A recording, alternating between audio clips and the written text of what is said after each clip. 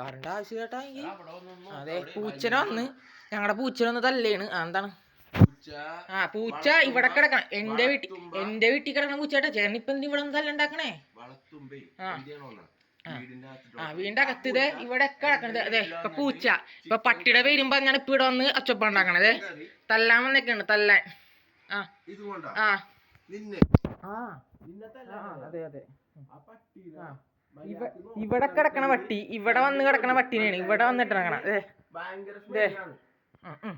ഇവിടെ ഒരു വീട്ടിലും പോവാത്ത പട്ടിയാണ്.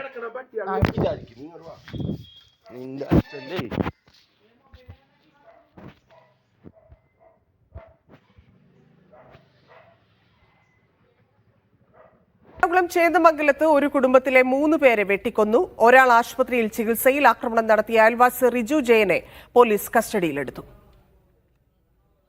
എസ് ശരൺ ചേരുന്നുണ്ട്. ശരൺ, എന്താണ് സംഭവിച്ചത്?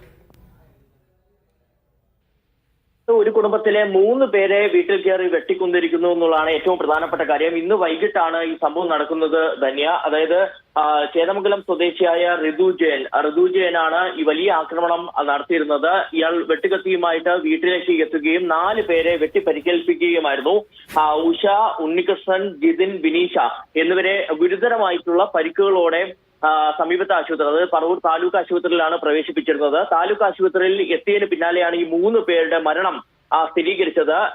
62 വയസ്സുള്ള ഉഷ, മകൾ വിനീഷയ്ക്ക് 32 വയസ്സാണ്, ഉണ്ണികൃഷ്ണൻ എന്നിവരുടെ മരണം സ്ഥിരീകരിച്ചിട്ടുണ്ട്. ഇതിൽ മറ്റൊരു ഗുരുതരമായി പരിക്കേറ്റ ജിതിനെ ഇപ്പോൾ കൂടുതൽ വിദഗ്ധ ചികിത്സകൾക്കായിട്ട് കൊച്ചിയിലെ സ്വകാര്യ ആശുപത്രിയിലേക്ക് മാറ്റിയെന്നുള്ള വിവരം കൂടിയാണ് നമുക്ക് ലഭ്യമാകുന്നത്. എന്തായാലും അയൽവാസികൾ തമ്മിലുള്ള തർക്കമാണ് ഇത്തരത്തിൽ വലിയ കൂട്ടക്കൊലയിൽ കലാശിച്ചത് എന്നുള്ളതാണ് പോലീസ് പറയുന്നത്. വടക്കേക്കര പോലീസ് ഈ ആക്രമണത്തിന് തൊട്ട് പിന്നാലെ തന്നെ ഈ ആക്രമണം നടത്തിയ ജിതിൻ ഋതു ജയനെ കസ്റ്റഡിയിലെടുക്കുന്നു. അങ്ങനെ കസ്റ്റഡിയിലെടുത്തപ്പോൾ ചോദ്യം ചെയ്യൽ ഒരുവശം തുടരുകയാണ്. അതിനിടയിലാണ് 3 പേർ മരിച്ചു എന്നുള്ള വിവരം നമുക്ക് ലഭ്യമായിരിക്കുന്നത്. എന്തായാലും 2 വീട്ടുകാരും തമ്മിൽ നേരത്തെ നിരന്തരം അയൽവാസികൾ തമ്മിലുള്ള തർക്കം നിലനിന്നിരുന്നു എന്നാണ് മനസ്സിലാക്കാൻ കഴിഞ്ഞിട്ടുള്ളത്. നേരത്തെ ഒരു ഗേറ്റ് പൊളിച്ചതുമായി ബന്ധപ്പെട്ടുള്ള വലിയ തർക്കം നിലനിന്നിരുന്നതാണ്. ഇതിന്റെ തുടർച്ചയായിട്ടുള്ള തർക്കത്തിന് പിന്നാലെയാണ് ഈ ഋതു ജയൻ വെട്ടുകത്തിയുമായിട്ട് വീട്ടിലേക്ക് എത്തുകയും വലിയ ആക്രമണം നടത്തുകയും ചെയ്തിരിക്കുന്നത്. അതിലാണ് ഇപ്പോൾ 3 പേർ